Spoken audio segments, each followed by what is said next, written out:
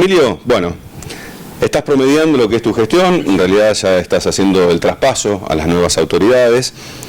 Como un hombre del interior que ha tenido a cargo básicamente el último año y medio la gestión de lo que es, lo que vivimos en todo el país, la televisión pública argentina, ¿qué balance puedes hacer?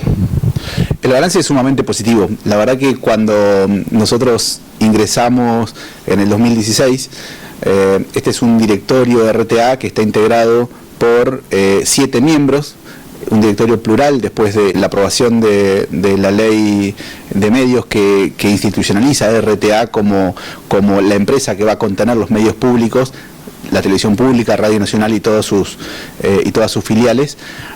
Es un directorio plural en donde está integrado por representantes del Poder Ejecutivo Nacional, pero también representantes del Congreso a través de sus distintas minorías parlamentarias y representantes además de un Consejo Federal de Comunicaciones que la intención es reflejar un medio público lo más federal posible. Esa integración lo que dio en el 2016 fue que tanto el presidente de la Nación nos designe a Miguel Pereira como presidente, a mí como director, y integrarnos a los otros 5 que ya venían participando del directorio y que le correspondían 2 años más de mandato, y así se fue renovando el directorio hasta el día de hoy, donde prácticamente todas las decisiones han salido por consenso.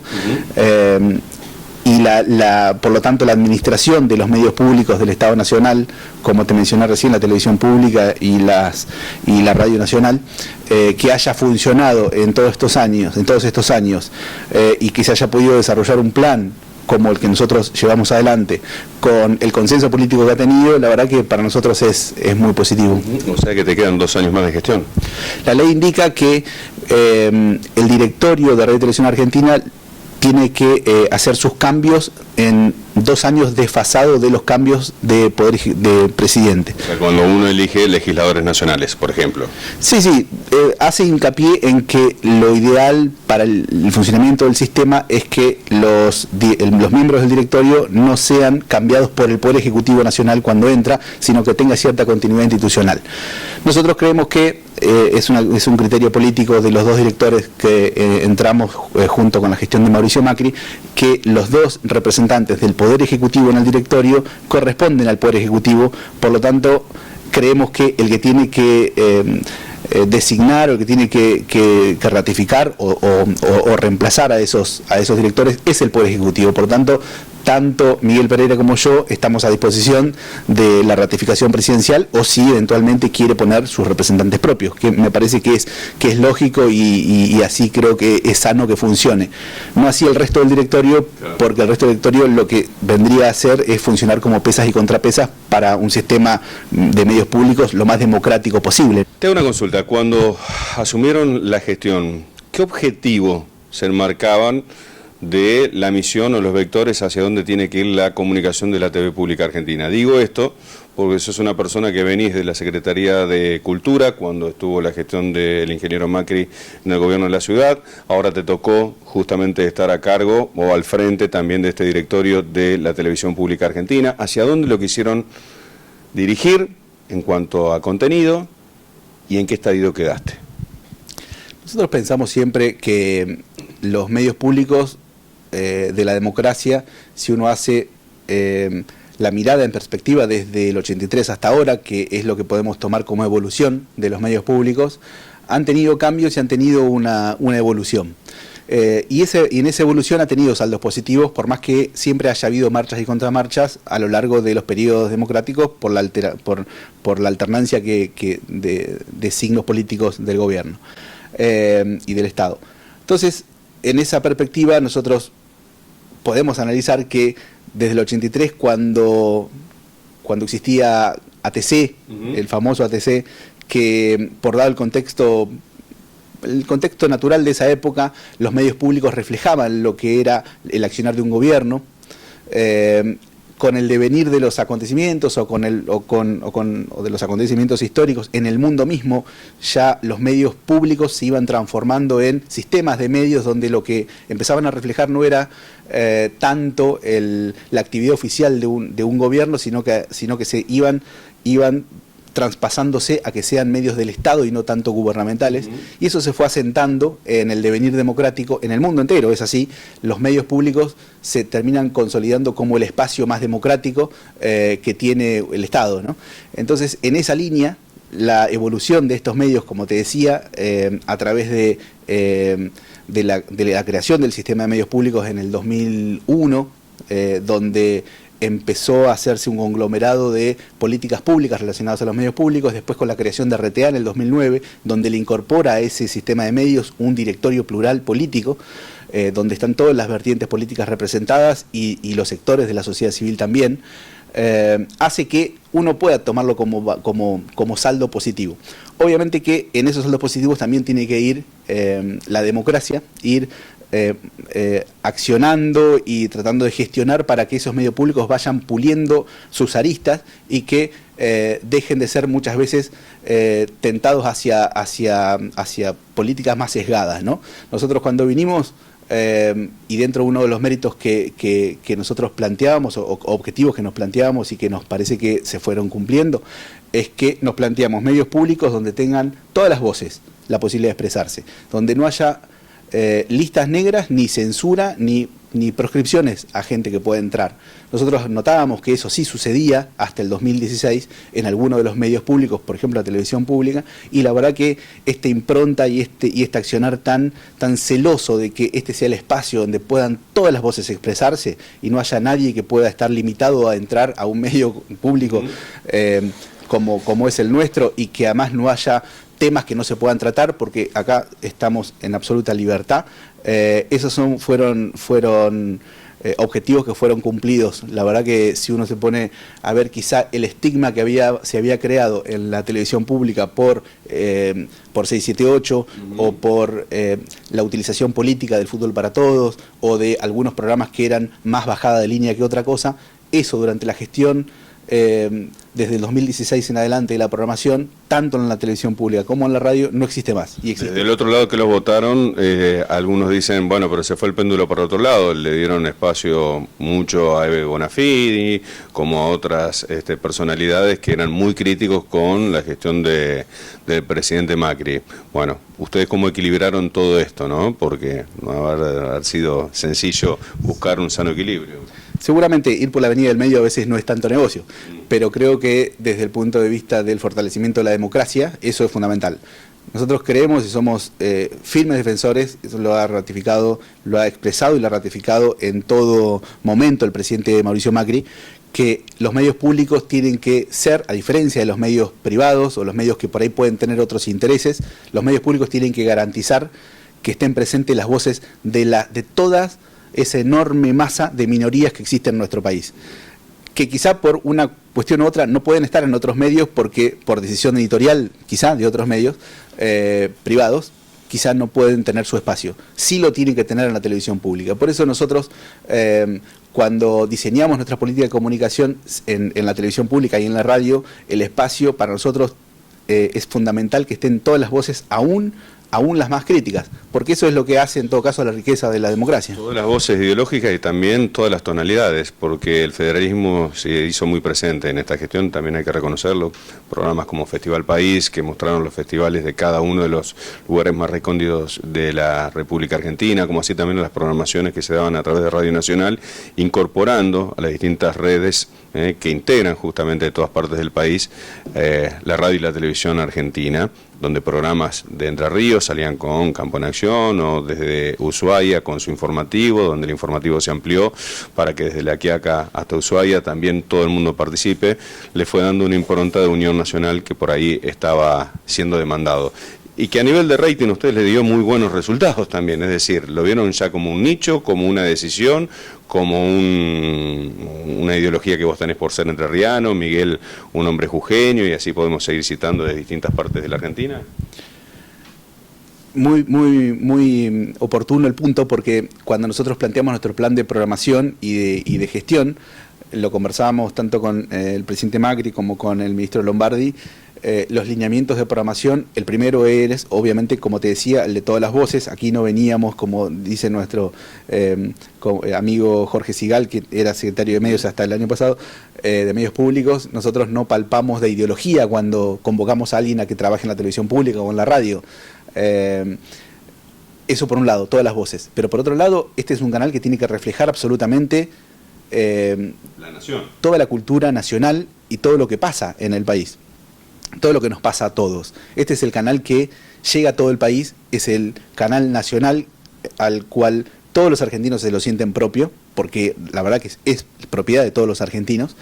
Y quizás siempre ha sido una deuda en el sistema de medios, más allá de lo público o privado, el sistema de medios en sí en Argentina tiende al centralismo. Entonces todo el aporte que uno puede hacer desde un medio público como este, o de una estructura de medios públicos como este, para descentralizar y para fomentar lo que serían los contenidos que nos nutre con toda la riqueza de las regiones de nuestro país, ahí tiene que estar la televisión pública.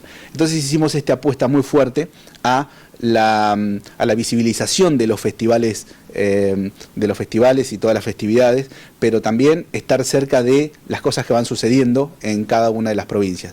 Nosotros en nuestro sistema, como te decía, en la televisión pública y la Radio Nacional además, nosotros tenemos un sistema, los argentinos con sus medios públicos tienen un sistema de 50 radios nacionales, filiales de radios nacionales distribuidas en todo el país. Esas radios, cuando nosotros llegamos, históricamente no tenían vasos comunicantes entre sí. Cada una era una radio nacional, pero que tenía su programación independiente. Una política, a través de la directora en ese momento, de Anna Herchenson, que lo que hicimos fue consolidar una red nacional de radios nacionales, en donde podamos integrar una señal que pueda ser nutrida, cuya programación pueda ser nutrida de programas que se realicen y que tengan su origen en cada una de las 49 radios que hay en todo el país. Y eso dio que, por ejemplo, en la programación de la radio tengamos un programa diario del campo, con la temática del campo, que sale desde el ET14, que en su momento fue diario, creo que ahora es semanal. Pero después un programa diario que se emite desde San Juan, después un programa deportivo a la tarde que se emite desde Córdoba, y así pudimos ir integrando. Hoy creo que la programación central de la Radio Nacional tiene aproximadamente la participación de 15 o 16 provincias, pero que se van nutriendo de temáticas diferentes. Por ejemplo, hay un programa que habla sobre toda la temática de la cerveza, de la elaboración de la cerveza, y que sale desde la Radio Nacional del Bolsón. Bueno. Y buscamos así, por ejemplo, también la incorporación de programación en quechua, la programación en guaraní, la programación en wichi. La verdad que estamos buscando todo el tiempo en la mayor cantidad de lazos comunicantes posible de todas nuestras culturas, nuestra riqueza cultural que hay en todas las regiones. Eso en cuanto a la radio. Y en cuanto al canal, esta gran apuesta por la mayor cobertura de festivales, que cuando uno hace la cuenta, la verdad que en el balance que nosotros hacemos, en los 4 años de gestión, ya hemos emitido en la televisión pública más de 240 festivales. 240 festivales a lo largo del ancho del país. Que eso, cuando uno lo pone en números, refleja que más de 8.000 grupos y artistas solistas han pasado por la pantalla de la televisión pública y han podido, grupos de La Rioja, de Ushuaia o desde Mendoza o de cualquier punto del país, ser vistos por gente de cualquier punto del país. Eso para nosotros es un gran mérito, porque hace a la integración de nuestra cultura. Y lo que no pueden medir ustedes realmente por el tema de rating es lo caliente que es la pantalla en el interior de la República Argentina. Todo el mundo después reconoce dentro de lo que hicieron de cada lugar como meritorio, como importante, como una realización, como un destello de valor del lugar de origen donde se produce una actividad, a que todo el país lo pueda celebrar, incluso el Mercosur. Así que eso es una apuesta muy interesante. Producir distintos capítulos, series, ficción, que se realizó hoy mucho y ahora voy a hacer hincapié en esto, o mostrar lo que realiza todo el país y tener la posibilidad de, hay un camión satelital, una cámara, alguien que narre, que cuenta historias, el equilibrio entre las dos partes, o mostrar más que producir. ¿Cómo lo ves vos un poco la función de la TV pública? Tiene que ser claramente un equilibrio y tiene que ser una búsqueda constante de consensos en la sociedad para avanzar en un desarrollo de un sector audiovisual. La verdad, creo firmemente en eso. Creo firmemente que la nación argentina como tal tiene una riqueza cultural extraordinaria y tiene un potencial enorme en la generación de contenidos, porque lo ha demostrado con sus realizadores en el mundo, tanto cineastas como productores de televisión, en cuanto a la generación de contenidos y a la conquista de nuevos mercados todo el tiempo. Y creo que hay un gran déficit todavía en el desarrollo del sector audiovisual a nivel federal, ¿no? Todo lo que podemos hacer en esa dirección lo hemos hecho, hemos tratado de, como te digo, fomentar la producción in situ en cada lugar, por más que a veces, en muchas ocasiones, haya cosas que hagan más lento ese proceso, quizá por normas laborales que estén viejas, pero que en la conversación cotidiana con todos los que integran el sector tenemos que ponernos de acuerdo en una modernización de esas normas laborales, porque creo que todos estamos de acuerdo en que la potencialidad es enorme y quizás si nos ponemos de acuerdo en esas modificaciones de normas podríamos aprovecharlo mucho más. Y la verdad que los derechos laborales están para respetarse, porque los derechos laborales tienen que existir, pero tenemos que encontrar un punto de equilibrio como para poder decir, bueno, si hacemos esta modificación quizá vamos a tener mejores horizontes y vamos a poder tener más trabajo.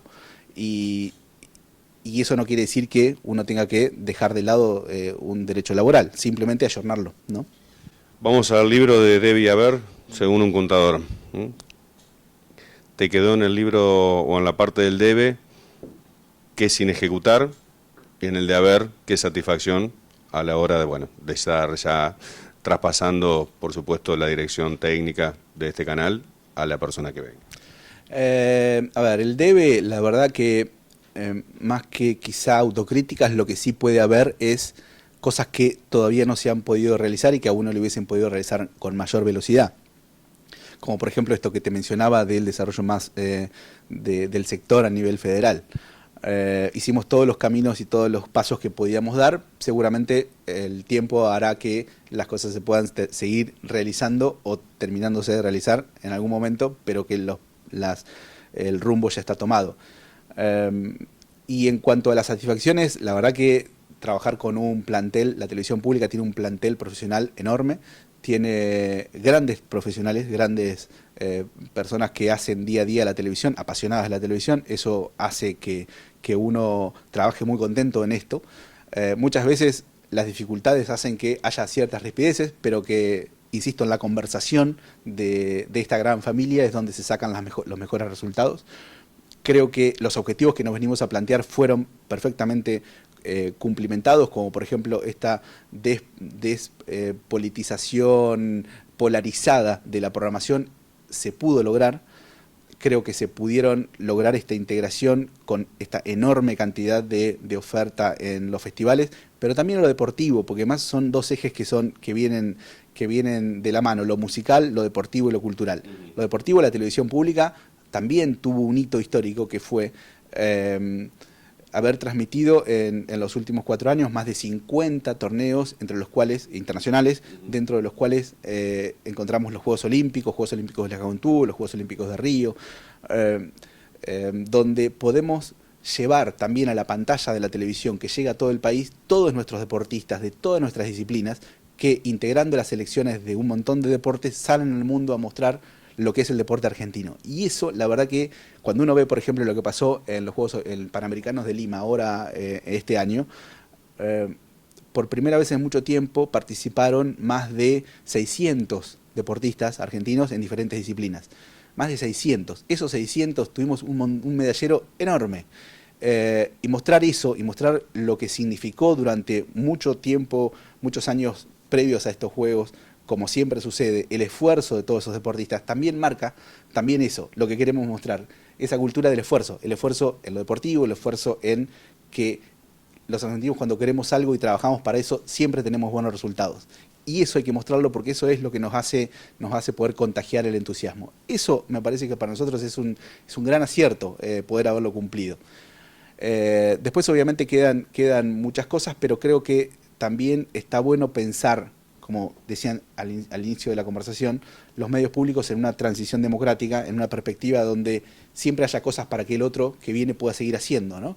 quizá pueda cambiar cosas, quizá pueda, pero en el marco de un consenso colectivo, y para que los medios públicos puedan seguir siendo el fruto de este diálogo democrático. Eso me parece que es muy interesante poder seguir construyéndolo. Gracias, Emilio. No, gracias a vos.